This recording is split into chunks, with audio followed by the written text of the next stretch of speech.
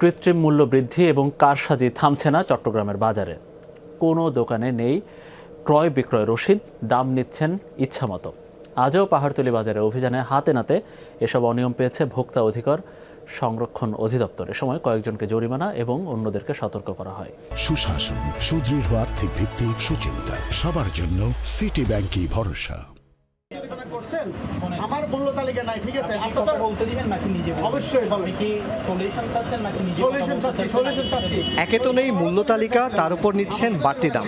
এই অভিযোগে পাহাড়তলী বাজারের মিম এন্টারপ্রাইজকে ৫,০০০ টাকা জরিমানা করায় ভোক্তা অধিকার সংরক্ষণ অধিদপ্তর টিমের সাথে এভাবে বাকবিতণ্ডায় জড়ান দোকান মালিক। ৫৫ কেজি নিয়ে যায়, ভাঙার পরে এক বস্তা আলু ৫৫ কেজি কেউ মিলাতে পারবে না। মূল্য তালিকার জন্য আমাকে জরিমানা করা হয়েছে, কিন্তু আমি ওনার থেকে কোশ্চেন চাচ্ছি যে এটাই, আমি ৪৪ টাকা আলুর বস্তা কিনি, আমি যদি ৪৭ টাকা আলু কিনি, আমার মহাভারত অশুদ্ধটা কোথায় হয়েছে? এই বাজারে সঠিক মূল্য তালিকা প্রদর্শন না করা এবং ক্রয় বিক্রয় রসিদ না রাখার অপরাধে ৪,০০০ টাকা জরিমানা করা হয় শফি ট্রেডার্স নামে আরেক দোকান মালিককে। যদি মূল্য তালিকা থাকতো তাইলে উনি আমাকে ফাইন করতো না। আমার ভুলটা আমি স্বীকার করছি।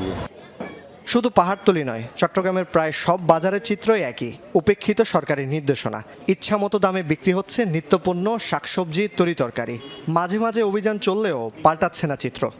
কিছু প্রতিষ্ঠান কিন্তু আপনার মূল্য তালিকা প্রদর্শন করছেন না, প্লাস তারা ক্রয় বাউচার সংরক্ষণ করছেন না, প্লাস বিক্রয় বাউচারও দিচ্ছেন না। ক্রয়ের সাথে বিক্রয়ের সামঞ্জস্য নেই, প্লাস আমাদেরকে যেটা বলছেন সেটার সাথে তিনি প্রকৃতপক্ষে যেই দামে বিক্রি করছেন সেটার কোনো সামঞ্জস্য আমরা পাইনি। কৃত্রিম মূল্যবৃদ্ধি এবং কারসাজি বন্ধে আড়ত ও মোকামে নজরদারি বৃদ্ধির তাগিদ ব্যবসায়ীদের। যেখান থেকে মেন গোড়া থেকে মালটা আসে ওইখানে ব্যবস্থা নেওয়া উচিত। ওইখানে থেকে যদি রেট বেশি নেয় এখানেও বেশি পড়বে। এখানে তো আর ওইরকম না যে বা ১০ টাকার মাল কিনে আনি বা উনি ২০ টাকা বিক্রি করতেছে, এরকম কিছু না। মেন ধরতে হবে জায়গার মধ্যে ধরলে এখানে নিয়ন্ত্রণ হবে। এখন নিয়ন্ত্রণ এখানে যদি দমক দেয় তো আনিয়ে আর মানুষকে বিক্রি করবে, মানুষ অনহারা পড়বে। জোবায়েত ইবনে শাহাদাত, যমুনা নিউজ, চট্টগ্রাম।